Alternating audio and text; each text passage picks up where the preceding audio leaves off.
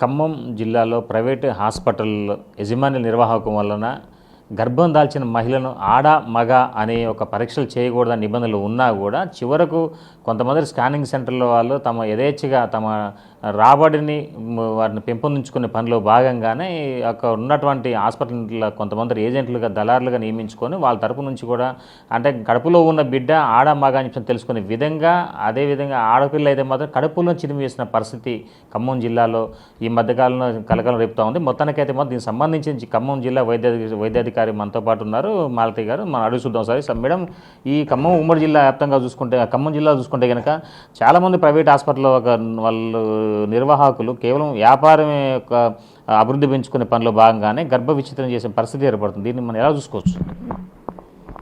అందరికీ నమస్కారం అండి. నేను డాక్టర్ మాలతి, జిల్లా వైద్య ఆరోగ్య శాఖ అధికారి.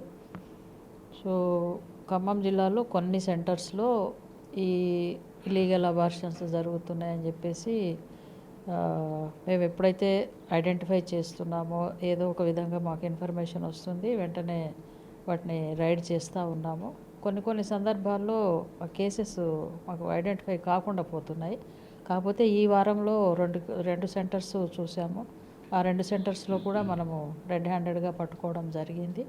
అక్కడ ఉన్నటువంటి రికార్డ్స్ అయితేనేమి, ఫైల్స్ అయితేనేమి, ఐపీఓపీ రిజిస్టర్స్ అయితేనేమి, అవన్నీ కూడా ఆ కేసులకు రిలేటెడ్గా మనకి జరుగుతున్న దానికి రిలేటెడ్గా దొరికినాయి. అవన్నీ కూడా సీజ్ చేయడం జరిగింది.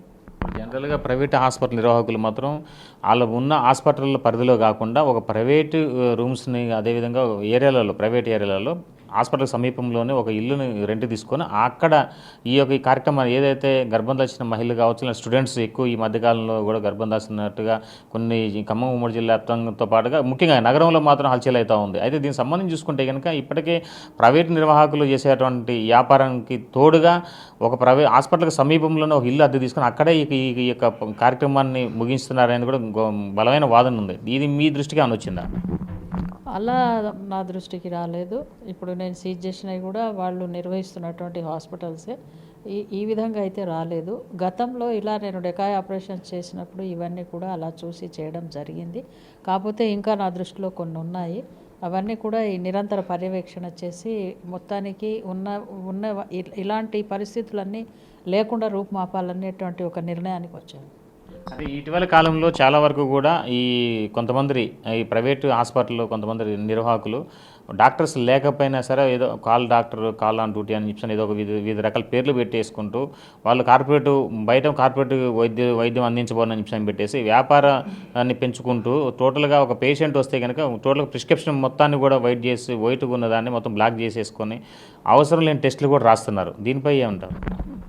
సో ఇలాంటివి కూడా నా దృష్టికి వచ్చినాయి. ఇలా వచ్చిన వాటన్నిటికి కూడా నేను ఎక్స్ప్లెనేషన్ కాల్ఫర్ చేశాను. ఆన్ కాల్ డ్యూటీస్ ఎవరైతే వచ్చాయో అలాంటివి కూడా కొన్ని మేనేజ్మెంట్ చేంజ్ అయిన వాళ్ళు ఉన్నారు. కొంతమంది డాక్టర్స్ పర్మిషన్ తీసుకున్నప్పుడు ఉన్న డాక్టర్స్ వెళ్ళిపోయి తర్వాత వేరే వాళ్ళు జాయిన్ అయిన వాళ్ళు, ఇవన్నీ కూడా వెంటనే ఇన్ఫర్మేషన్ ఇచ్చి పర్మిషన్స్ తీసుకోవాలా. అలా ఉన్నాయి కూడా నేను ఎక్స్ప్లెనేషన్ కాల్ఫర్ చేసి వాళ్ళకి నోటీస్ ఇవ్వడం జరిగింది.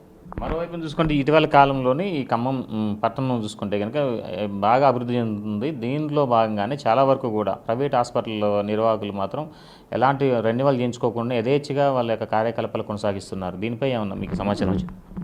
అంటే రెన్యువల్స్ చేయడానికి మాకు సర్టెన్ టైం అనేది ఉంటుంది. ఆ టైం లోపలే మేము ఒకసారి వెరిఫై చేసి రెన్యువల్స్ ఇస్తూ ఉంటాము. సబ్ స్టాఫ్, డిప్యూటీ డిఎంఎండ్హెచ్ఓస్ వీళ్ళందరూ వాళ్ళు కూడా నాతో పాటు వచ్చి వెరిఫై చేస్తూ ఉంటారు. సో రెన్యువల్ ఇచ్చే ముందు పర్ఫెక్ట్గా ఉంది లేనిది చూసి ఇస్తుంటాము. ఇప్పుడు ఈ అబార్షన్ విషయం చూసుకుంటే కనుక చాలామంది ఆడపిల్లలు కాలేజీ వయసు ఉన్న పిల్లలు కావచ్చు, 10th క్లాస్ నుంచి మొదలుకుంటే కనుక చాలా వరకు తెలియని వయసులోనూ కొన్ని వివిధ రకాలుగా అంటే శారీరక కోరికలకు వాళ్ళు లోబడి ఉండటం వలన ఇలా ఘటన వీటిలో సంబంధించిన కాలేజీలలో కానీ ఏమైనా అవేర్నెస్ క్యాంపులు పెట్టే అవకాశం ఉంటుందా? ఇప్పుడు కాలేజెస్, స్కూల్స్లో అవేర్నెస్ క్యాంప్స్ కండక్ట్ చేయొచ్చు. ఇలాంటి యువ క్లినిక్స్ అని చెప్పేసి ప్రతి పిహెచ్సిలో యువ క్లినిక్స్ నడుస్తూ ఉంటాయి.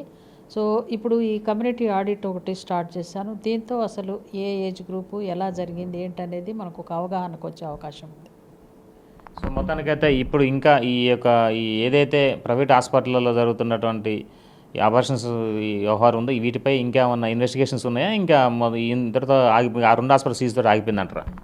లేదు, ఇది నిరంతర పర్యవేక్షణ. ఈ రెండు హాస్పిటల్స్లో దొరికినయే అది చాలా దురదృష్టకరము ఇలాంటివి జరగడము. ఇది సమాజానికి చెడ్డ పేరు తెచ్చేటువంటి అంశాలు. సామాజిక మాధ్యమాల్లో వాళ్ళ లోటుపాట్లు చూడాల్సిన వాళ్ళే ఇలాంటి వాటికి పాల్పడ్డారు. సో ఇది నిరంతరం జరుగుతూనే ఉంటుంది. ఈ పర్యవేక్షణ అనేది దీంతో ఆగేది కాదు. ఇప్పుడు ఆ 2 హాస్పిటల్ వాళ్ళ నిర్వాహకుల పైన ఏమైనా కేసులు ఏమైనా లేదంటే మామూలు తాత్కాలికమైన కేసులేనా? ఎలాంటి కేసులు పెట్టారు మేడం? లేదు, వాళ్ళిద్దరిపైన కూడా కేసులు అవుతాయి. ఈ రిపోర్ట్ నేను ఇచ్చిన వెంటనే కూడా ఆ కేసెస్ పెట్టడానికి ఆస్కారం ఉంది. సో మొత్తానికైతే మాత్రం డాక్టర్లు వైద్యులు టోటల్గా దేవుడితో భావించేటువంటి ప్రజలు చివరకు వాళ్ళ ఒక అక్రమ సంపాదన ధ్యేయంగా పనిపెట్టుకొని చివరకు మానవత్వం మర్చిపోయి టోటల్గా అబార్షన్స్కే ఎక్కువ ప్రయారిటీ ఇస్తూ కేవలం హాస్పిటల్ని పెట్టుకున్నది ఒక రకం పర్మిషన్ తీసుకుంటే మాత్రం అనధికారికంగా గర్భాన్ని విచ్ఛిన్నం చేసే పనిలో భాగంగానే పెళ్లి కానీ యువత ఎక్కువగా ఈ యొక్క గర్భం దాల్చడం వలన కూడా వీటికి అబార్షన్ సెంటర్కి కేంద్ర బిందువుగా నిలుస్తుంది ఖమ్మం నగరంలో. మొత్తానికి దీనిపై ఖమ్మం జిల్లా వైద్యాధికారి మాలతి మాత్రం తన సిబ్బందితో కలిసి వెళ్ళి ఉక్కుపాదం మోపుతూ ఉన్నారు. ఇది ఇక తాజా పరిస్థితి. సంపత్తో భాస్కర్, బిగ్ టీవీ, ఖమ్మం.